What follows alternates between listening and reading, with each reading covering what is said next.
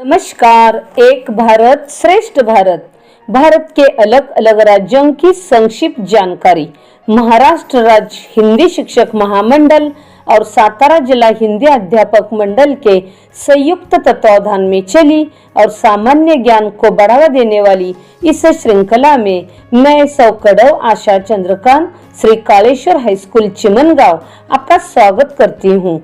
हमारे मार्गदर्शक पितामह श्रीमान ताका सूर्यवंशी जी के मार्गदर्शन में चली इस श्रृंखला में आपका तहे दिल से स्वागत करती हूँ। आज की इस 10वीं कड़ी में ओडिशा राज्य के बारे में संक्षिप्त जानकारी देखेंगे। भारत की शान है ओडिशा, प्राचीन कलिंग का आधुनिक नाम है ओडिशा। ऐतिहासिक और पौराणिक धरोहर जिसने अपने हाथ में है थामी, ऐसी है ओडिशा की भूमि, ऐसी है ओडिशा की भूमि। जी हाँ, ओडिशा भारत के पूर्वी क्षेत्र में स्थित एक राज्य है। ओडिशा नाम की उत्पत्ति संस्कृत के ओड्र इस शब्द से हुई है।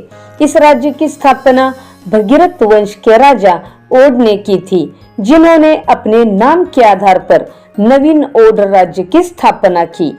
ओडिशा को पहले उड़ीसा के नाम से जाना जाता था। प्राचीन कलिंग का आधुनिक नाम ओडिशा है।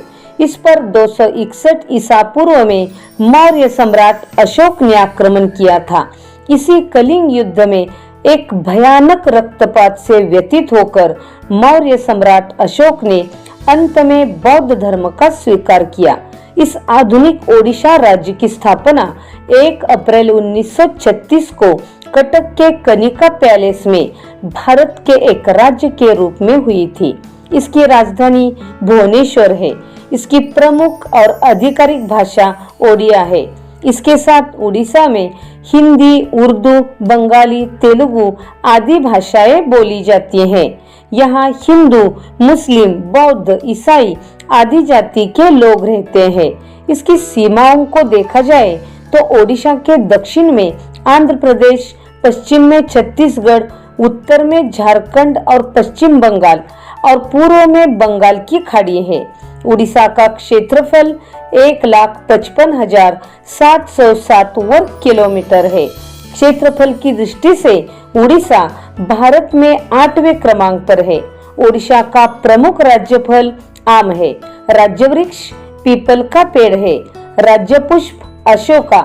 उसी प्रकार राज्य पशु सांबर हिरन है तथा राज्य पक्षी नीलकंठ अर्थात इंडियन रोलर है। उड़ीसा में कुल 30 जिले हैं। ओडिशा एक विशाल इतिहास वाले मंदिरों की भूमि है। यहाँ के लोग मुख्य रूप से श्रमिक और किसान है। यह राज्य बंदरगाह के करीब है, इसलिए कुछ लोग मछुआरे के रूप में काम करते हैं। ओडिशा का रामायण और महाभारत जैसे भारतीय महाकाव्यों में भी महत्वपूर्ण उल्लेख है। सम्राट अशोक ने बौद्ध धर्म का पालन और प्रचार इसी भूमि में किया था।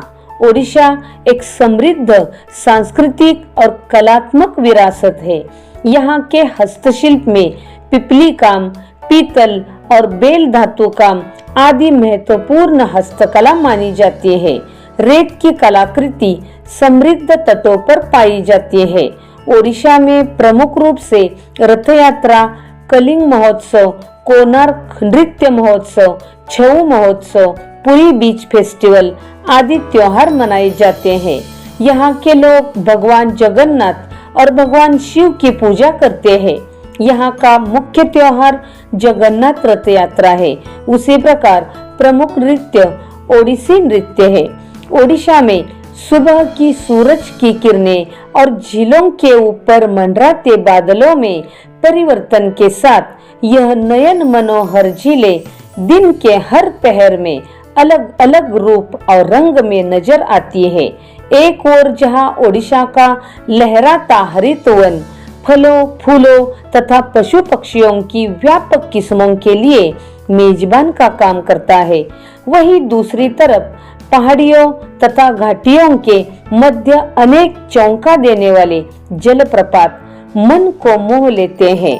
उसी प्रकार यहाँ के अभयारण्य, झीलें जो वनस्पतियों और जीव जंतुओं को कुदरती वातावरण में फलने फूलने का मौका देते हैं। उड़ीसा में कोणार्क सन टेम्पल, जगन्नाथ मंदिर, लिंगराजा मंदिर, सिमिलीपाल नेशनल पार्क, कोणार्क का सूर्य मंदिर, हीराकुड बांध, उषा कोठी वन्यजीव अभयारण्य, चिल्का वन्यजीव अभयारण्य आदि प्रमुख पर्यटन स्थल और धार्मिक स्थल है। यहाँ का प्रमुख भोजन चावल है। इसके साथ गेहूं और अन्य अनाजों का भी व्यापक रूप से उपयोग किया जाता है। इसके साथ दालमा, छेनापाड़ा, कनिका, चुंगड़ी मलाई, खिचड़ी, पखाली आदि व्यंजन भी बनाए जाते हैं। ऐसी विविधता, धार्मिकता और सौंदर्य से भरी है ओडिशा।